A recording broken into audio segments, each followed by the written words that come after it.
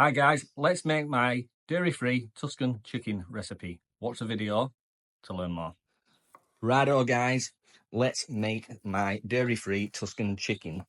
We're going to start by finely dicing one brown small onion.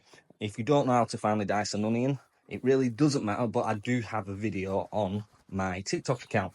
Next, pat dry your chicken. This will make sure that we get a better sear. Then we're going to sprinkle our spice mix. All the ingredients, guys, are in the description or on my website, sharecooper.com. Next, a tablespoon of olive oil, and then pop in your chicken. Make sure your skillet is on a medium to high heat. This is the type of colour that we're after. We're going to do both sides and the ends so that we lock in that moisture. So that basically means your chicken will be damn right juicy. Remove from the skillet. Next, pop in another tablespoon or two of olive oil, and then just grab a spatula and get all them nice bits off the bottom.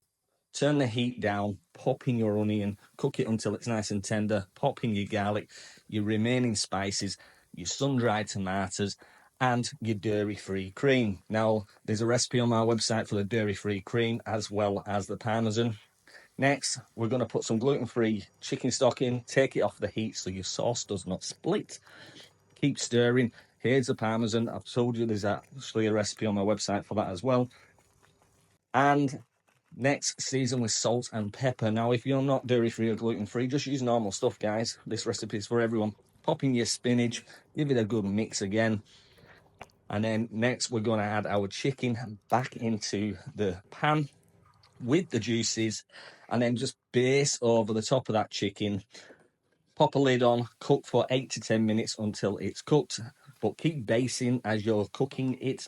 There's the finger test, it's done. Yum.